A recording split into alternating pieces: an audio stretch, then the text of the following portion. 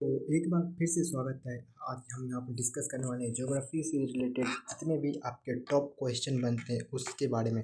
ठीक है, तो यहाँ हम ज्योग्राफी को आज डिस्कस करने वाले हैं, तो वीडियो को एंड तक जरूर बने रहना। ठीक है, तो चलो शुरू करते हैं इस खास से वीडियो को। तो देखो, हमारा पहला क्वेश्चन है, हमारा पृथ्वी का झुकाव कितने अंश है, यानी कि पृथ्वी का झुकाव जो हमारा है वो कितने डिग्री अंश तक है। तो इसका ऑप्शन देखो और कमेंट में जल्दी बताओ। तो इसका राइट ऑप्शन कौन सा हो जाएगा? ऑप्शन नंबर ए इसका राइट आंसर हो जाएगा। जो हमारी पृथ्वी है ना, इस तरह से जो हमारी पृथ्वी है वह 23.5 डिग्री झुका हुआ है। तो इसका राइट ऑप्शन क्या हो जाएगा? ए इसका राइट ऑप्शन हो जाएगा। नेक्स्ट क्वेश्चन की ओर चलते हैं। नेक्स्ट क्वेश्चन हमारा, भूमध्य रेखा किस प्रकार की रेखा है? अब इसका ऑप्शन क्या हो जाएगा? ऑप्शन देख लो आप। ए है देशांतर रेखा, बी अक्षांश रेखा, सी शीर्ष रेखा, डी इनमें से कोई नहीं। देखो, भूमध्य रेखा किसे कहते हैं और इसका राइट ऑप्शन पहले क्या हो जाएगा वो देख लो। भूमध्य रेखा किस तरह की रेखा है? तो यह एक कौन सी रेखा है? यह एक अक्षांश रेखा है। देखो, ये हमारी पृथ्वी है और इस पृथ्वी के दो बराबर भागों में बांटने वाली रेखा को भूमध्य रेखा कहते हैं, और अक्षांश रेखा भी इसी के समांतर खींची जाती है। ठीक है, और इस तरह से जो खड़े लाइन होते हैं वो उसे देशांतर रेखा कहते हैं, और जो इस तरह से खींचा जाता है उसे हम अक्षांश रेखा कहते हैं। तो पृथ्वी है, इसके दो बराबर भागों में बांटती है, तो इसीलिए भूमध्य रेखा क्या हो जाती है? अक्षांश रेखा हो जाती है। इसका राइट ऑप्शन क्या हो जाएगा? ऑप्शन नंबर बी हो जाएगा। अगला क्वेश्चन है हमारा, भारतीय मानक समय किस देशांतर रेखा पर स्थित है, यानी कि इंडियन स्टैंडर्ड टाइम किस देशांतर रेखा पर आधारित है? तो इसका राइट ऑप्शन क्या हो जाएगा? इसका राइट ऑप्शन बी हो जाएगा, यानी कि भारतीय मानक समय रेखा 82.5 डिग्री पूर्वी देशांतर रेखा पर आधारित है। अगला क्वेश्चन देखते हैं। अगला क्वेश्चन हमारा है, मानसून भारत में किस दिशा से आता है? इसका राइट ऑप्शन क्या हो जाएगा? ऑप्शन ए है उत्तर पूर्व, बी है दक्षिण पश्चिम, सी है उत्तर पश्चिम, डी है दक्षिण पूर्व। तो इसका राइट ऑप्शन क्या हो जाएगा? आपका हो जाएगा दक्षिण पश्चिम। अब इसका राइट ऑप्शन बी हो जाएगा। देखो, ये इंडिया है, ठीक है, इसमें ना दक्षिण पश्चिम की तरफ से मानसून की हवाएं प्रवेश करती है भारत में।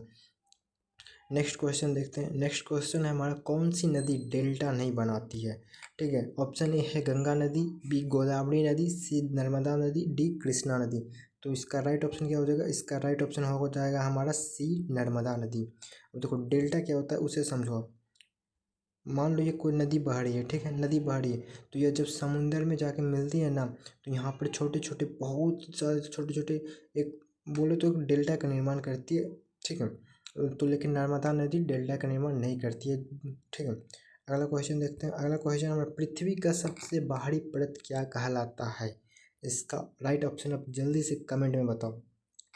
देखो, पृथ्वी है उसकी सबसे बाहरी परत क्या कहलाती है? पृथ्वी की सबसे बाहरी परत भूपर्पट्टी कहलाती है, जिसे इंग्लिश में हम क्रस्ट कहते हैं। यहाँ आप हिंदी में तो जान गए, लेकिन आपको ऑप्शन एग्जाम में इंग्लिश के फॉर्म में ही आएगा, तो आप ट्राई करो इंग्लिश में इसको याद करें।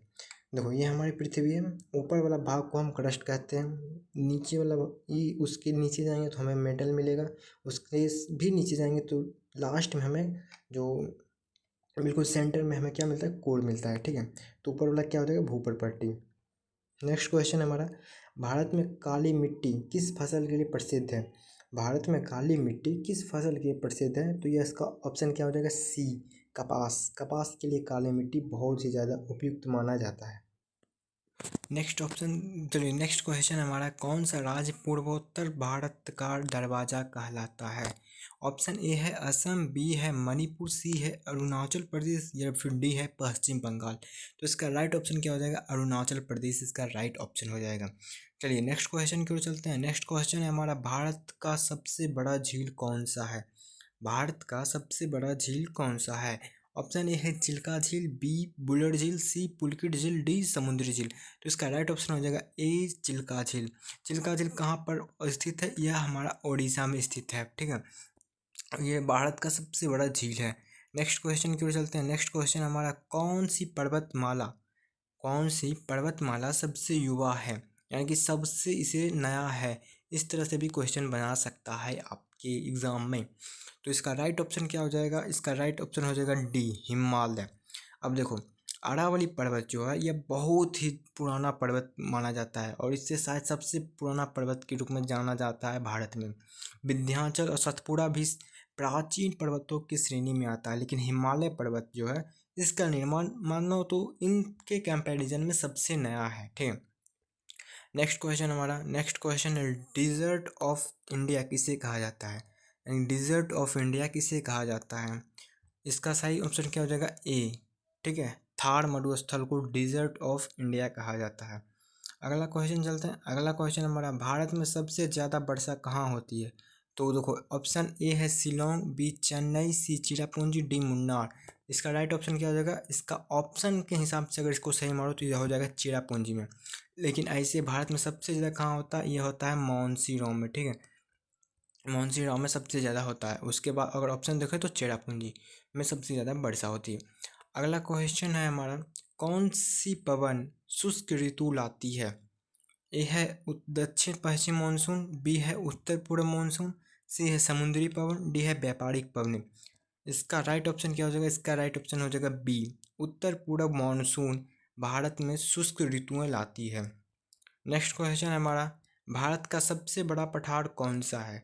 भारत का सबसे बड़ा पठार कौन सा है? तो इसका सही आंसर हो जाएगा सी, दक्कन का पठार भारत का सबसे बड़ा पठार है। अगला क्वेश्चन हमारा, कौन सी तटीय मैदान पश्चिम भारत में है? तो इसका राइट ऑप्शन क्या हो जाएगा? पश्चिम भारत में कौन सा है? वह है मालाबार तट। ठीक है, देखो ये हमारा भारत हो गया, ये पश्चिम वाला भाग है, ये पूरब वाला भाग है। कोरोमंडल तट भी पूर्वी भाग में, उत्तरी सरकार तट भी पूर्वी भाग में, सुंदरबन तट भी इस यहाँ पर ये भी पूर्वी भाग में। पश्चिम में कौन सा है? मालाबार तट है। ठीक है, अगला क्वेश्चन है हमारा, एल नीनो घटना का प्रभाव किस मौसम पर पड़ता है? एल नीनो जो होता है उसका प्रभाव कौन से मौसम पर पड़ता है? तो इसका राइट ऑप्शन हो जाएगा ए, मॉनसून पर एल नीनो का प्रभाव पड़ता है। ठीक है, अगला क्वेश्चन चलो। अगला क्वेश्चन है हमारा, भारत की सबसे लंबी नदी कौन सी है भारत में बहने वाली पूरी लंबाई के अनुसार? तो इसका राइट ऑप्शन कौन हो जाएगा? इसका राइट ऑप्शन बी हो जाएगा। ये आप सभी को पता है, और आप कमेंट में ज़रूर बताते जाना कि कितना सही हो रहा है ज्योग्राफी में। ठीक है, और नए हो चैनल पर तो सब्सक्राइब जरूर कर देना। अगला क्वेश्चन है, झीलों की नगरी किसे कहा जाता है? ठीक है, झीलों की नगरी किसे कहा जाता है इसे? तो इसका राइट ऑप्शन क्या हो जाएगा? ये मैं नहीं, ये आप कमेंट में बताओगे। ठीक है, ये आपके लिए HW है, यानी कि होमवर्क। अगला क्वेश्चन है हमारा, कौन सा ज्वालामुखी भारत में सक्रिय है? कौन सी ज्वालामुखी भारत में सक्रिय है?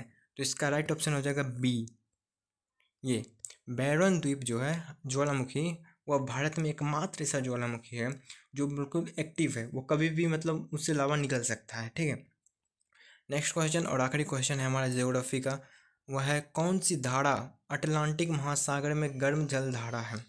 इसका राइट ऑप्शन क्या हो जाएगा? इसका राइट ऑप्शन हो जाएगा ए, गल्फ स्ट्रीम, जो है अटलांटिक महासागर में गर्म जलधारा के रूप में जाना जाता है। ठीक है, आप ये बताओ अब कमेंट में कि आपका कितना सही हुआ है टॉप 20 जियोग्राफी में। ठीक है, आप अपना स्कोर जरूर कमेंट में बताना, और चैनल पर नया हो तो प्लीज़ सब्सक्राइब करो। ऐसे ही वीडियो आपको जल्द से जल्द मिलते जाएंगे।